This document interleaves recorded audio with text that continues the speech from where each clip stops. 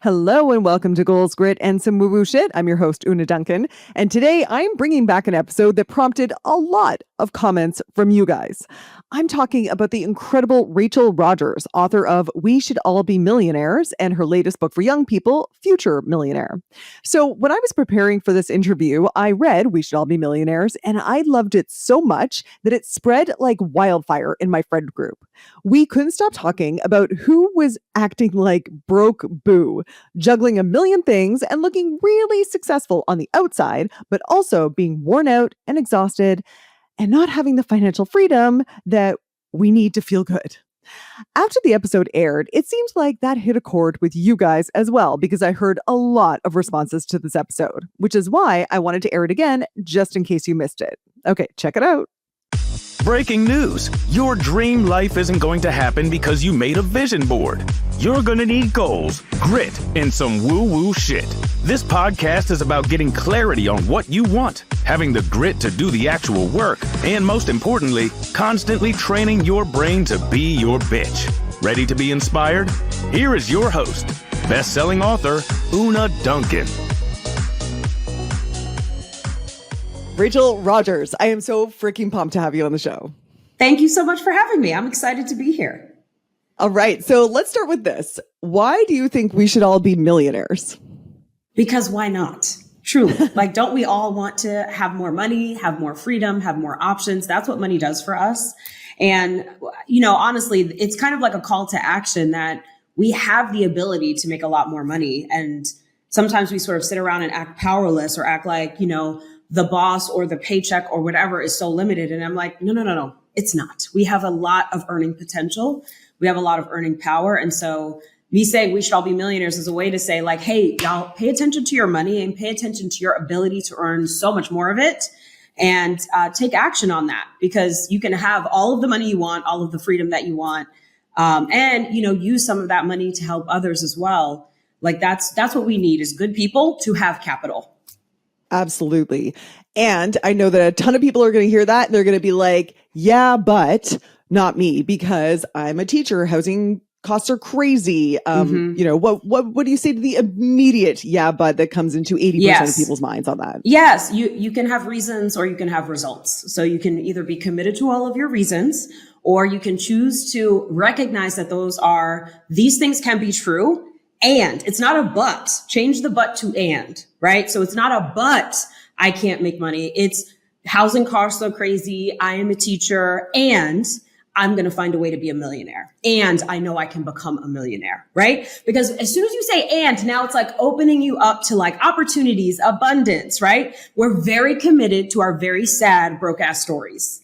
And you can tell those broke ass stories all day and they're going to get you broke ass results, right? Or you can tell $1 million story all day and I can promise you that they will get you $1 million results. Because when you tell yourself this story of like, yes, I can do it. Yes, I believe it's possible. Guess what? You're a teacher. Amazing. Do you know how many people are online teaching every day now? You can create a business teaching almost anything, right? And make 7 figures. I've helped a lot of people do it, right? So that is a very marketable skill, right? Then when you're making a bunch of money from your new business, you're not going to be worried about housing prices because you can afford to pay them, right? So like, these are not reasons that you can't be a millionaire, okay?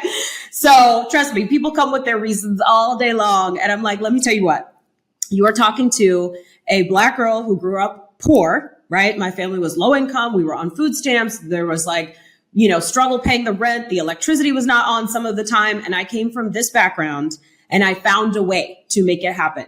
And I have 4 kids, right? Like I have all the stories. So I'm not interested in yours because I got them too. You know what I mean? And if I can do it, you absolutely can do it. So stop committing to the story that you can't, because it's not helping you. Oh my gosh. Okay, so guys, I should just say Rachel starts her book by introducing herself. I wrote this down, Rachel, because it made me literally laugh out loud. She said, I'm a keep it real ornery biatch. I was like, how cool do I have to be to put that in my bio? Much cooler than I am, because that's fucking cool. Anyway, I love that. You just want people to know what they're dealing with, yes, okay? Right off the bat. Like, I'm going to tell you the truth. I'm not going to tell you what you want to hear. I'm going to tell you the truth, which is good news. It's good news. You have so much more power than you think you do. I want to get into that more because you don't start your book with like tactics on making money. You immediately go into this about the stories that we tell ourselves about money and what we are capable of. So can you get into that a little bit more? Like, what are some of the most common money stories that you hear, and just give them a bitch slap for us? Yeah. Or I'm not good at making money. I'm not good with money. I don't come from money, so I'm never going to have any money. No one's going to pay me for that. It's just endless, right? It's like an endless series of stories about how we're not capable. And honestly, we're taught by society, especially as women, especially as people of color, right? If you're from a historically excluded background, you absolutely have the story that your work is not worth that value. No one's going to pay me that. Right? No one's, they're not going to give me a raise. They're going to fire me if I ask for a raise. We have these stories because society wants us to have those stories. Literally, it's built into our government. It's built into our banking system, right? Like these, biases and discrimination is built into all of these systems. So of course, we start to internalize that and believe it's true. And I'm here to say, no, the fuck it isn't. Okay. And so let's stop internalizing that. Let's recognize that for what it is. And yes, this is part of it, right? We are up against various challenges depending on what our background is, and we can still do it, right? Notice the and not the but. Yes. The and not the but was one of my favorite tips from your book. Like even just the example you say, I want to go on vacation, but I'm broke. You're like, no, yes. You want to go on vacation and you're broke. And it just leaves that little window of like, and I'm broke. So let's come up with creativity, ideas, resourcefulness. Yeah. A little window of possibility. I went on a study abroad at 19 years old. Did I mention the poor family that I was from? Like we had no money. We barely had enough money for me to be even in college. I had to figure out how to apply for scholarships and financial aid. And I was like negotiating with the financial aid office, like literally from day one. I'm like, okay, I see your first offer and I want to counter with, can you raise it up to this? And they did, because, I was like, okay, what am I bringing to the table? I'm bringing diversity. I am an A student. I'm bringing this, and so like, I just made my argument and they gave me more money, so it's like, when you don't have money, you got to learn to be creative and you got to learn to be a hustler, right? And by hustle, I don't mean work 100 hours. I mean, go directly to the person who can help you, with whatever it is that you need and ask for what you need, right? And learn how to be creative and learn how to sell yourself and learn how to negotiate. These are the tools of a hustler, right? And so we have creativity, and that's actually where our money can come from. And so, like, I'm not here for the story. I went on a study abroad in the UK. We were in the West End every other day seeing an amazing play. I was studying literature. I had the time of my life, most amazing memories. I was there for 6 weeks and I did it all from like hustling to get scholarships and stuff to cover it. So it's like, yes, you can pay for a vacation somehow. Like literally, I follow an influencer on Threads who every day is posting like, the Hilton, hotel is like looking for influencers to come cover this hotel, this particular resort, right? So it's like, you can trust me. It's like, you're not doing it because you don't want to do it, because you'd rather sit there and watch Netflix and complain. You know what I mean? Like, let's just be honest about what it actually is. And that's okay too. If you're just like, girl, I'm tired and I just want to watch my Netflix and be left alone. Okay, cool. Yeah. But then just don't come at me with this, like, my dreams are not possible. It's just, I'm choosing not to pursue them because I'm choosing something else. That's totally fine. But just make that conscious choice and make it in your power. Like, stop using disempowering language like I'm broke or I can't or it's not possible. No, I'm choosing not to do it because I don't want to. Great. I love that. Yes. Now you're in your power. You know what I mean? 100%. I tell this with my fitness and weight loss clients all the time when they're like, oh, I fell off the rails this weekend. I'm like, you didn't fall off anything. You made choices to eat a whole bunch of shit, and that's fine. And that's fine. But own it. Like, just say, I decided to go ape shit this weekend. Yes. Okay, great. We can work with that. And let's talk about why you made the decision, et cetera, et cetera. So 100%. Rachel, you just touched on something that I wanted to ask you about. So one of the money stories that you bust is that you have to work hard for money. And a lot of people, I think, and I love this because I think people feel really strongly that you shouldn't be rewarded unless you're working so hard. So why do you want to disentangle this idea of working hard for money? Yeah. So like, let's separate the reality from like what what people's like morals or what they believe should be possible is, because that's two different things, right? So if you feel everyone should be rewarded financially for their hard work, I don't disagree with that. I 100% agree with that. But the reality is they are not. Okay? Because we all know all around the world, there are billions of hardworking people busting their ass every day and they're not wealthy, right? So like I have them in my parents were working very hard and yet they were not making the money that some of my friends, their parents were, I believe they were working hard too, but they were bringing home way bigger checks. So I'm like, why is that? Why are we struggling and we can't get by even though my parents are hustling and working their hearts out? And I see other families that are working hard too, and they have a lot more. So clearly it's not about hard work, right? Like, let's just disabuse ourselves of this bullshit lie right now. It's not about that. What wealth is built on is risk, right? You are not going to have wealth unless you are taking a risk, unless you come from money, right? If you are, if you are inheriting money, right? Or if you're from a very privileged background, which some of us are, then maybe it will come to you that another way. But for everybody else that I'm talking to, it's about risk, right? So you have to risk something. If you, put your money in the stock market, are you going to see returns? Historically, yes, you are. If you look at the history of the stock market, you are going to see returns, but you're still risking that money. There's still a chance that you won't, right? And so and how do people get wealthy these days? A lot of them get wealthy on the stock market, right? Same thing if you want to be a business owner, right? Same thing if you want to ask for a raise. Like wealth is built on taking that risk and risking something, right? Either it's your time, your money, your energy, your ego, right? We're taking this risk.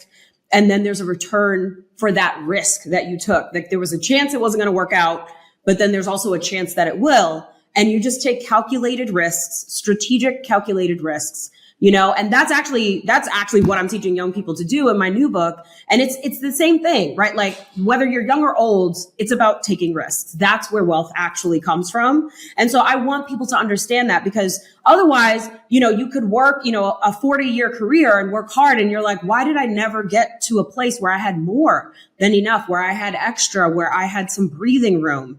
It is very possible, right? But if you are somebody who starts taking risks and starts making bets, some of them are going to fail. Sure. I'm sure they will, but some of them are going to pay out big, right? And that's where my wealth has come from risk. It didn't come from hard work, right? I mean, hard work was part of it, but hard work without risk is not going to build you wealth.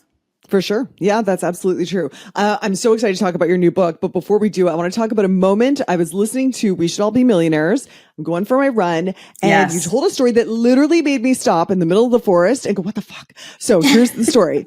It's you talk about the story of rich boo versus broke boo. Yes. Okay. And you're describing broke boo. And as I was listening, I was like, this woman sounds like Superwoman. And then I did a double take and I was like, wait, this is the story of what not to do? Can you tell broke boo's story so that I can smile and nod and pretend it's not me? Yeah. I was talking about two women in my life. These were real women. And like on its face, you're like, broke boo's killing it. She's doing all the things, but in reality, she's allowing other people to take advantage of her. She's not putting boundaries in place. So is she doing okay? Sure. She's doing okay. But is she thriving? No. Right? Is she meeting her full potential? No. Is she getting the full results of what she wants? No.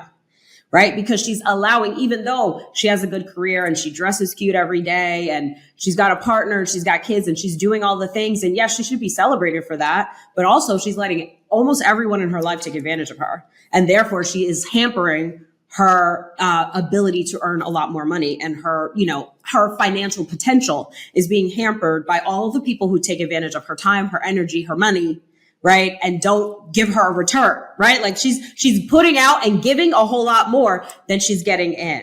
And this is the story of a lot of women, Yeah. So could you describe her? Because when you were describing her and her day, this is why I thought she was killing it. So can you describe Boo and what her day looked like? Tell me what about specifically her day stood out to you. All right. So I'll do it because I just listened to this yesterday. So basically, broke Boo gets up in the morning. She's so good. She always gets up at exactly, 5:00 or whatever, because she's got to walk her dog, and then she makes her kids lunches, and then she does her career, and she's divorced, but she's got a really good relationship with her ex. They never get into arguments about custody.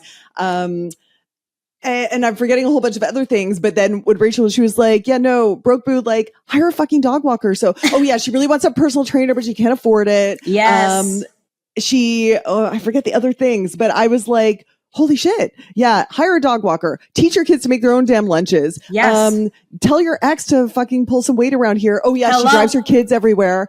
Yeah. And I was like, oh my gosh. Yeah. She does seem like she's, first in her, business. She's doing really well in her career, blah, blah, blah. But she's also not kind of getting paid as much. Anyway, there was a million examples. Right. Because she had been promoted, but then they never gave her the money to go with the promotion. And it's 6 months later and she's still waiting and not asking for it.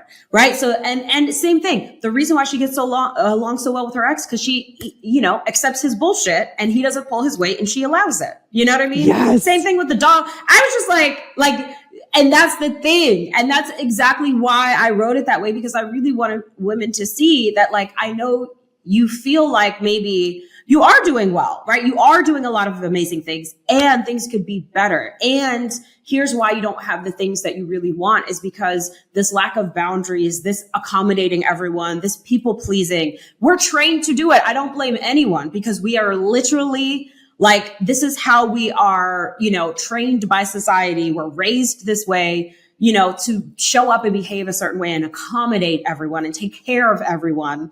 And no one is required to take care of us.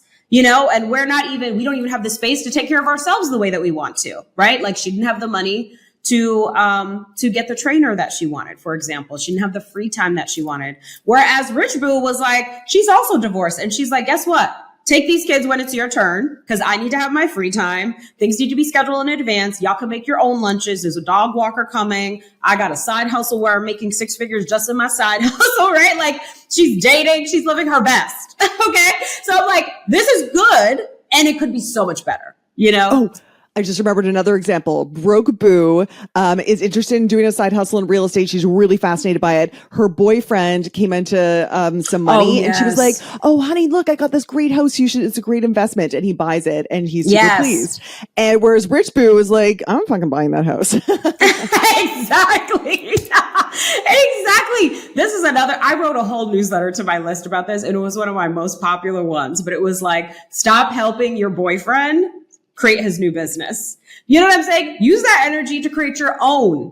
Okay. Now you can be a supportive partner. You can be an encourager, but stop doing it because you know how many stories I have of friends and clients who are busy building somebody else's dream and then got left with the bag when that person decides to leave them for someone else, or otherwise just exit the relationship. They get zero compensation for all the labor that they put into it. And this is what it is. This is what I'm trying to point out. I want us to notice all of the ways, and it's like seemingly innocuous, right? And that's why when you read Broke Boo, you think she's living her best life, because we don't even see all of the ways that we labor for free, that we don't get paid for our labor, that we don't get paid for our efforts, our time, our strategy, right? Our management of things. And that is preventing us from doing the activities that would actually get us paid, right? Instead of creating your business for you, I can take that time and create my business for myself. And I know it's not leaving me, and I know I'm going to continue to benefit from it, and I'm the owner.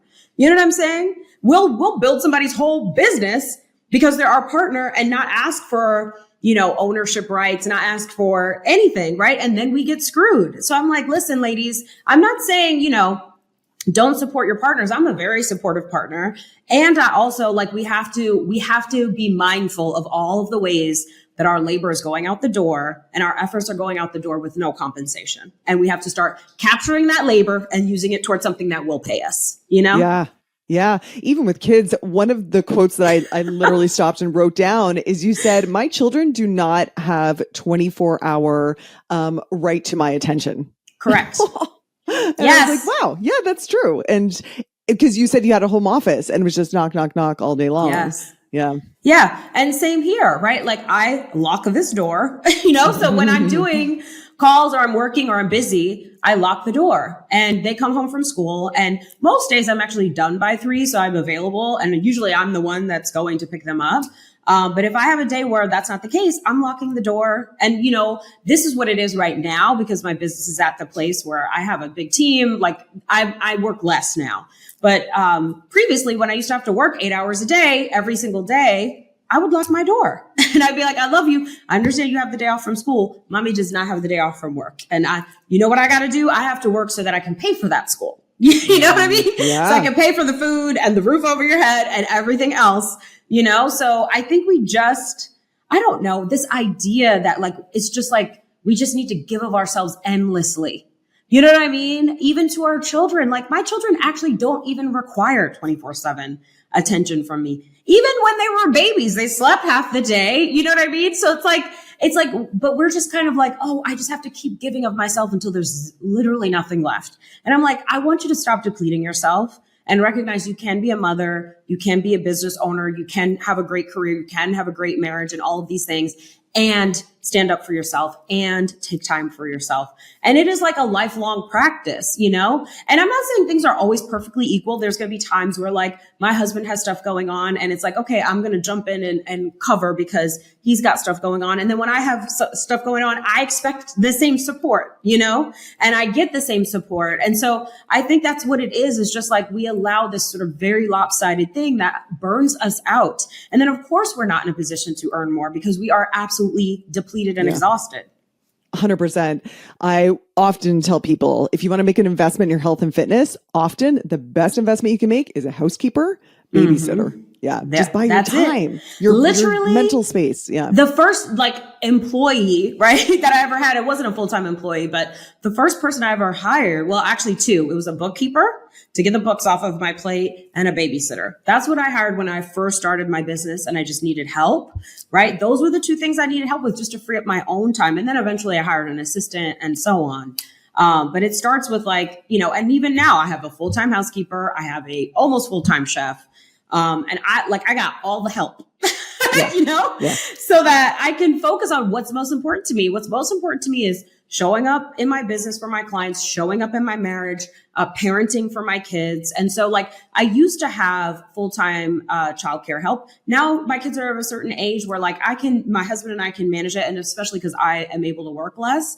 And so now it's like, no, actually what I need off of my plate is like cooking and the management of the household so that I can just focus on my kids. Cause now, they're in that adolescence age. They're like a little bit older and, middle school and all of that. And I'm like, I am on them like white on rice, cause like social media, all of that stuff. Just like, yeah, it requires more attention. And so, and I'm able to do that. And I'm able to, the beauty of entrepreneurship is that you can flex your life how you need to, you know what I mean? For the stages of life that, summertime, my workload looks very different than the rest of the school year because the kids are not in school, they have a different schedule. And so we're going to do things differently. And that flexibility is everything, especially for women in general, but definitely for mothers. For sure. And this is one of the benefits. This is why we shall be millionaires. Yes. One of the things I want to talk to you about is, historically, when it comes to being quote unquote good with money, women usually get the message to reduce their spending. Yes. And, historically, like cut coupons, make the dollar go further in the household, that sort of thing. But you are like, fuck that. Put all of that budgeting energy towards making more money. Yes. Tell me why that is so important that we don't contract, we expand. Yes. Well, because that's always our first thought is like, cut. There's only so much you can cut. Like you have to have a roof over your head. You have to eat. You need electricity. There are necessities, right? And there's things that like, the cost of housing has risen. What are you going to do? You still need to keep a roof over your head somehow, some way, right? And so there's only so much that we can reasonably cut, but what we don't think about. And so that's where our brains always go first. And I want us to train ourselves to recognize I can earn more. You know what I mean? So like you just write your list of like, okay, what is it that I need? Right? Maybe I want a more comfortable place to live. Maybe I want to pay for extracurricular activities for my kids. Maybe I want that personal trainer. I want to be able to afford a nice vacation for spring break, whatever it is, right? You write that list. This is what I did. Literally, this is how I started is I just wrote a list of everything that I wanted that I couldn't afford. And I was like, how much do I need to be earning to get there? And I needed to be earning $300,000 a year. And at the time I was earning like 125. My law practice was making $500,000 a year, but I was only able to take home 125 because I had a team, and expenses, taxes, blah, blah, blah.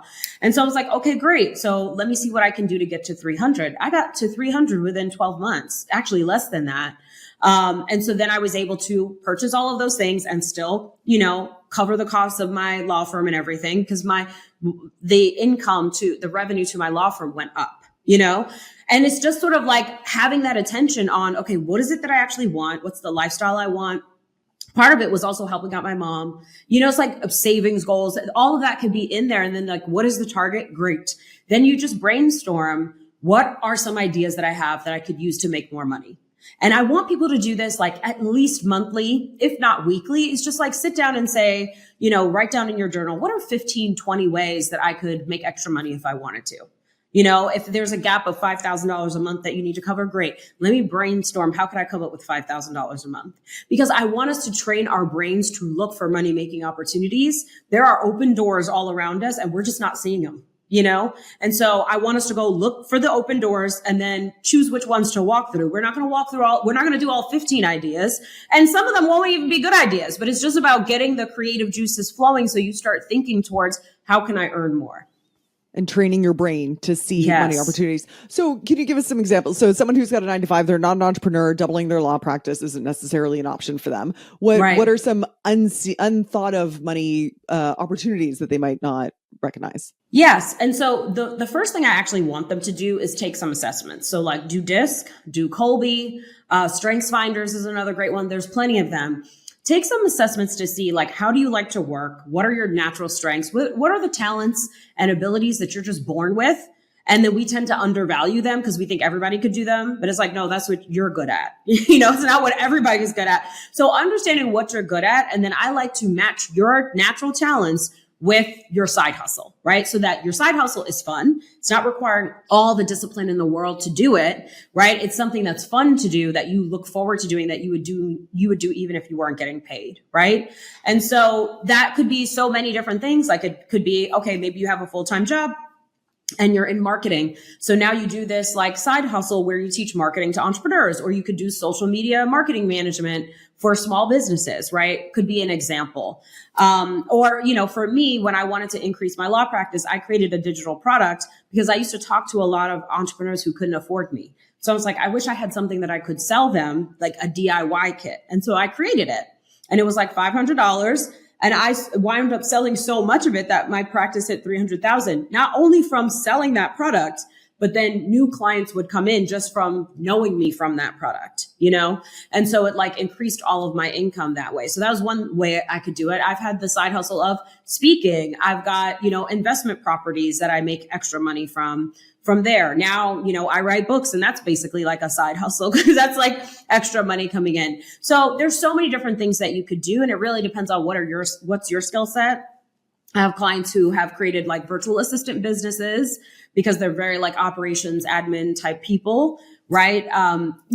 People might create something related to like coding or building software and building apps, any number of things. It just depends on what are your natural talents, not what's hot right now. Because I think sometimes we're like, what's hot? Let's do that. Like AI is hot. Let me do something related to AI, but you have zero interest in technology. And that sounds like, like just like the scratching a chalkboard, right? Like for you, don't do things like that, because that's not where your money is. Each person's like wealth is going to be built, I believe, related to something that you have talent in, that is fun for you, that is exciting for you, that you have some level of desire to do. Yes. Hey, super quick interruption. So my 100th podcast episode is coming up soon, and I would love your help celebrating. So if there's been a moment in the show, a nugget that blew your mind, a story that made you sit in your driveway to hear the end, maybe a moment you laughed out loud, I would love to hear about it. Just head to the show notes, hit the Speak Pipe link, and leave me a quick voice note. It's super easy, and you might just hear yourself on the 100th episode. Thank you so much. Speaking of desire, I think that one of the reasons you were able to achieve that goal too is you got so crystal clear on exactly what you wanted. Yes. You drew out your dream lifestyle. And what's kind of interesting is it was only double what you were making. Right. It wasn't like 100x completely. You were like, it's double. And It included amazing things like paying your mom's rent and, the house care that you needed, like all that sort of stuff. Right. And I think that a lot of people are a little bit fuzzy on exactly that. Like they're like, I just want to be rich. I just want to, but if you're like, no, let's get clear on exactly how much your What does dream rich lifestyle mean to would you? cost. Right. What does that mean to you? And I think people would get a little bit lost there. And one of my favorite tips that you gave was follow your jealousy. Yes. So to listeners, if you're listening to Rachel and you're like, fuck, I'd love like a housekeeper. I would love to not work during the summers when my kids are free. I would love to, be able to make money speaking. So if you had any of those like moments, yes, that's great, because that is a great clue for you about how you might make money. Or the lifestyle that you want to fund with that money. And that's going to be your engine to make that fucking money. Yes, exactly. Yeah. I think step one is always, what do we even want? What is it that we want? And let's not be vague, because I think we're vague because it keeps us safe. It's like, well, I'd have to be a millionaire and that's so far away. So like, never mind, right?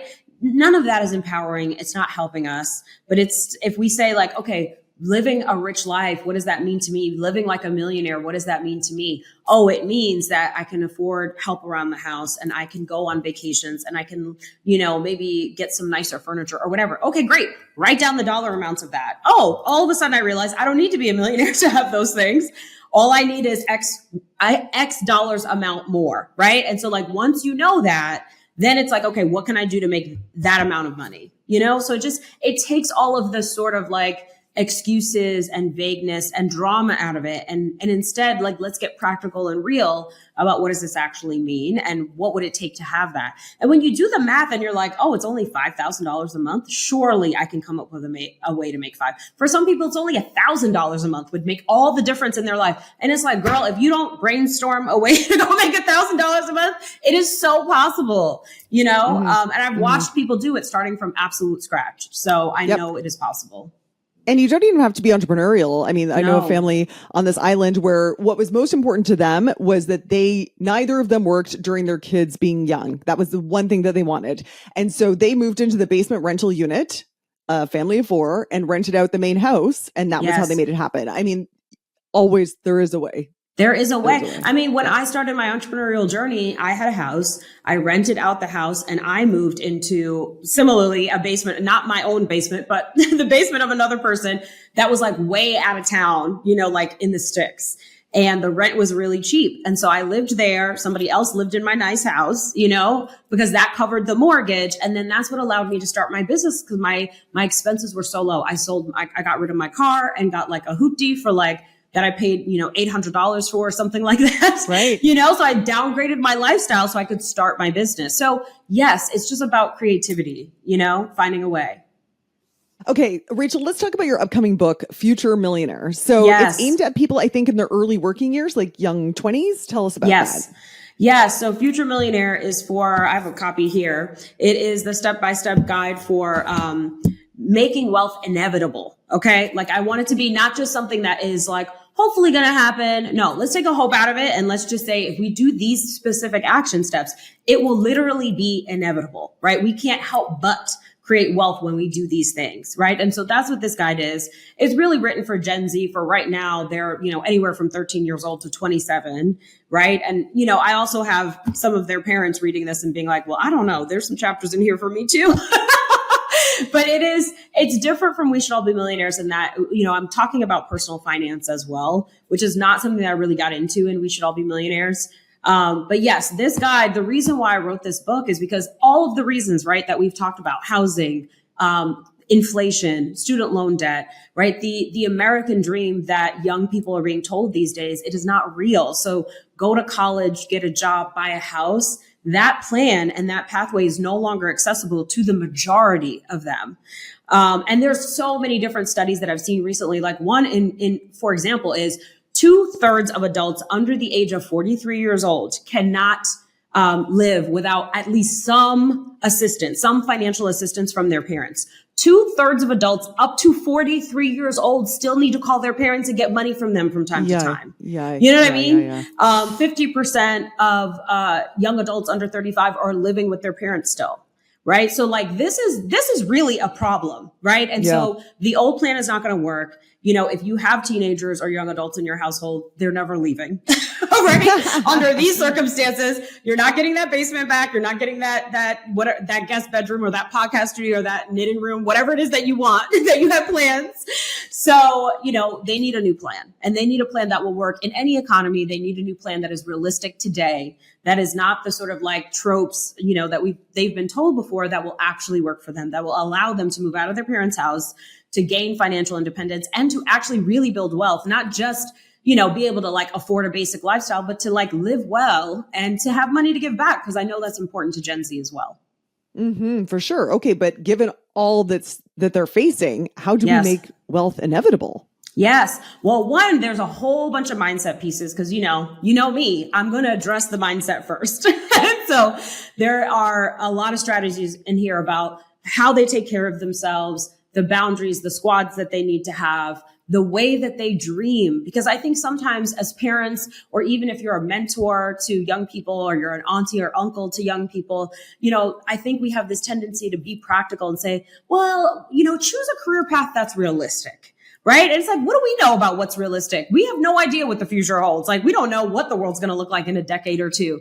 Right. So telling them it's unrealistic I don't think is a good idea. Instead, I think we should encourage them to dream and teach them to have a big $1 million dream, and then say, okay, what do we need to do to get there? So that they understand this is not something that just lives in the sky, you know, and one day somebody's going to make it happen for you. You got to make it happen for yourself. So what does it look like to put effort towards those dreams? What are the steps towards those dreams? So what I'm laying out in here is like how to approach your career, how to get the most out of your career so that you're paid the most.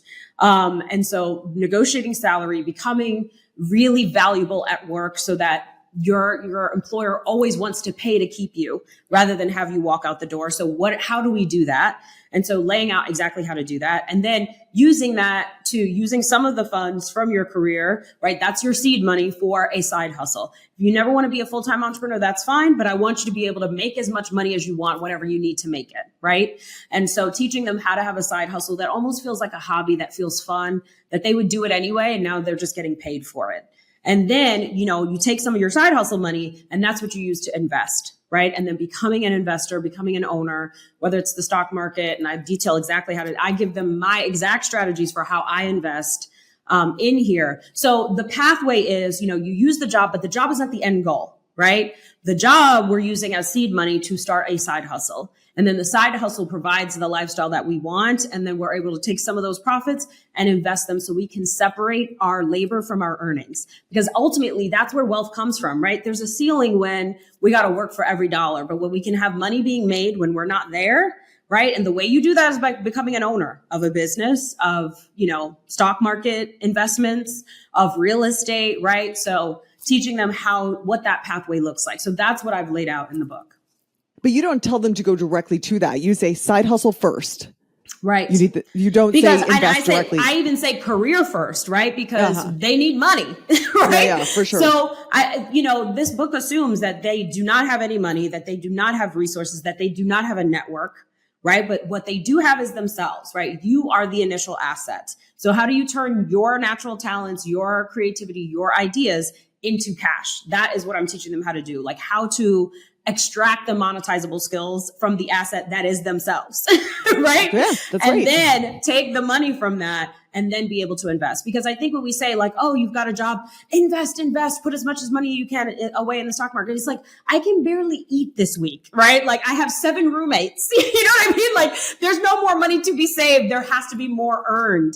So I think this is more realistic on how to make sure you're earning in various different ways, right? And then if you want to become a full-time entrepreneur, you can, right? If you want your main strategy for making money to be investing, you can, right? So they can flex from there. But I want them, you need all three, right? You need to know how to be a great employee, right? You need to know how to be an entrepreneur, right? And be entrepreneurial as you approach your career. And you need to know how to invest. All 3 of these skills are required like on day one, you know, not I'm just going to get a job and then I'll get a good job and I'll make money and I'll buy a house and, you know, live happily ever after, because that's not happening anymore. I'm sure you're familiar with Alex Hormozy. He's always saying, you know, before you invest in the S&P, invest in the SME. Meaning, you know what I mean? Like invest in Yes. yourself, your skills, your entrepreneurial journey, whatever, Yes. before, because that'll make you way more money than the S&P, which is Exactly. Yeah. And then it's like, yes, you make some real money from that. And I have to say, I've invested in all of these things. Real estate, I'm invested in tech startups. I have a whole portfolio of the S&P 500, like index funds, all of these different categories. And none of these things has ever made me more than my business. So my business has generated outsized returns that are beyond what anything else has ever made me. However, I want to diversify. I don't want it all in the business. So I take some of those profits and I put them in these other categories. I think in the book, do you have a list of 100 legit ways for young people to make money? I do. Yes. Do you have Because I don't one want, I don't want people making excuses. You know what I'm saying? Yeah, I'm like, because listen. they will. Everyone will be like, oh, I don't want to, I'm not entrepreneurial. I don't want to go on social media. What would you say to that person who's like, I'm not entrepreneurial and I don't want to be dancing on social media for a sale? First of all, I don't dance on social media for a sale. So clearly I'm not the girl that thinks you have to do that. But again, what I have listed in here is like all of these ideas that are for different skill sets. Because what I want people to do is look at this list of 100 things and then notice the ones that spark interest that you're like, oh, I could do that. Oh, I've tried that before. Oh, I did that for a friend for free. I could get them to pay me for it now. Right. And so there's so many examples in here. Some of them came from, there's all kinds of stories of young people and my own personal embarrassing stories of how I made money, which honestly, my first entrepreneurial venture was illegal. I didn't. Oh. So anyway, I'm not saying that's what people should do, but I'm just telling all of the things. But one of the stories is, you know, from my niece who was in college and she wanted to make extra money. And so she learned how to do makeup. And so she did everybody's makeup for parties, for all of the events, and she got paid $50 a face, you know? And so she had a nice little side hustle and make a lot of money. And now she works in makeup full time, you know? And so like she parlayed that sort of side hustle that she was doing during college into a full blown business. And there's other examples in here too of, you know, someone who studied photography in college and then she created a whole brand photography business. And bought her first house at 19 years old from the money from this business. So these are the things that are possible. So I just want to teach young people like how to be empowered financially, right? Because like, you know, with We Shall Be Millionaires, I'm addressing, you know, adult women, many of whom, you know, we're already down a certain path that we're dissatisfied with. And now we need to pivot. Right. And so I want to catch people before they even get to that part. Like if I learned how to invest at 35, right? If I could have learned how to invest at 15 or even 25, like what a huge difference that would have made. Like not just, oh, you know, invest in your 401k or whatever, you know, personal finance gurus typically say, but like really understanding it and really understand how it relates to making my dream happen. You know what I mean? Because we're always like retirement. Cool. That's like literally very far away for many of us. It's important, but but also what about today? What about next week? What about next year? Like, do I ever get to a life that I enjoy or do I got to wait till I'm 80, you know? And so I think connecting like making money to what we want to have right now is critically important. And so that's what I'm doing in this book. Yeah. I mean, no matter what age you are, when you look back at We Should All Be Millionaires and now having written Future Millionaire, has anything evolved in your thinking? Has anything changed, or is it mostly the same principles applied to different circumstances? No, nothing has changed. It's the same strategies that I still use today. You know, if anything, I think I've just encountered more examples, more experiences that I'm drawing from, right, and teaching people about. And, you know, now when the economy feels wonky and people feel unclear, talking to them in the context of a recession, you know, and helping them apply these principles even in a recession. So I think that's probably what's shifted. But I think the ways to make money are the ways to make money. And the whole point of this is to be recession proof, right? It's not based on what the economy is doing. It's based on what are you doing? What action steps are you taking? Because there are plenty of millionaires that are made in recessions. Recessions bring lots of opportunity. Oh, yeah. Okay. Final question though, Rachel, like what if you are so consuming so much noise about the economy is going to shit. You just lost half of your 401k. Also, you know, you're in your 20s and jobs aren't going to be there. And you're a historically disadvantaged person, like et cetera, et cetera, et cetera. And you've got all this in your head. And then there's Rachel Rodgers saying what? I'm saying get into a community. So get into a community with people who are doing this, with people who are making it happen, with people who are also ambitious, right? With people who have big dreams and continue to believe in them regardless. Cause like our dreams don't go on to a recession, right? Like our dreams are still, we're still trying to pursue our dreams no matter what's happening in the world. You know what I mean? That's just the truth of the matter. And so get into community, because I think that, mindset and doing the thought work is essential, but what's going to accelerate it is getting yourself surrounded with people who believe, right? And who are also working towards this, because iron sharpens iron, right? Like if we're hanging out with each other, we're spending time with each other. There are so many stats, and I detailed them in We Shall Be Millionaires. There's more of them in Future Millionaire, because the research shows that we are highly impacted by our community. And so if you're surrounded by people who are panicked about the economy and are freaking out, right? Then you're going to be freaking out. So stop hanging out with them, right? Doesn't mean you have to cut them off, but maybe don't call them every day, and go get some new friends that are saying, okay, where is my power at? And where are the open doors? And where are the opportunities for me? And they're thinking about abundance and opportunity instead of scarcity and panic. So I'm telling you, being in a group, a community of empowered women was one of the best things I ever did for myself. That's what helped me, in addition to the thought work, to believe in myself, because they were constantly showing, right? Like they believed in me and I believed in them. So I'm like, if they could do it, then I could do it too. And and men have been doing this for a very long time. And, women, we get together, but we don't necessarily get together for the sake of, or at least in the past, we hadn't been getting together in community to say, right, what opportunities can I bring to you? What are you looking to do? Okay, how can I help you make that happen? Oh, I know someone that might need your services, and they know someone that might need my services. And like, how can we help each other? And so now there's a lot more communities like that. And I encourage people to join one. And we have one, it's called The Club, but you can find them online. You can find free ones, right? But like, get some friends around you who are believers. Absolutely. I mean, back in the day, you just grew up in your town and that was what you have. But right now, I mean, I'm always telling people you will conform to the people around you. Whether you think you will or not, you 100% will. And now we get to choose who those people are. Yes.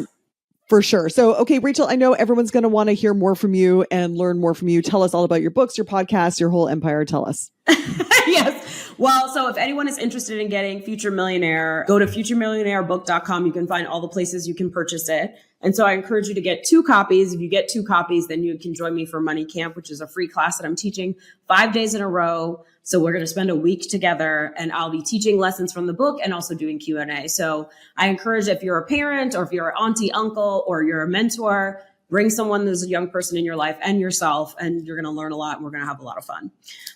So that's that. And Money Camp is completely free when you purchase 2 copies. And then my website is hello7.co. You can check me out on the Hello 7 podcast, which is on YouTube and everywhere else, or just follow me on Instagram, Rachel Rodgers ESQ. Love it. And just so everybody knows, that's Hello 7, as in 7 figures, as in you're going to be a millionaire. Correct. Love it. Love it. Love it. Rachel, I love your vibe. I'm so happy you came on the show. Thank you so much for being here.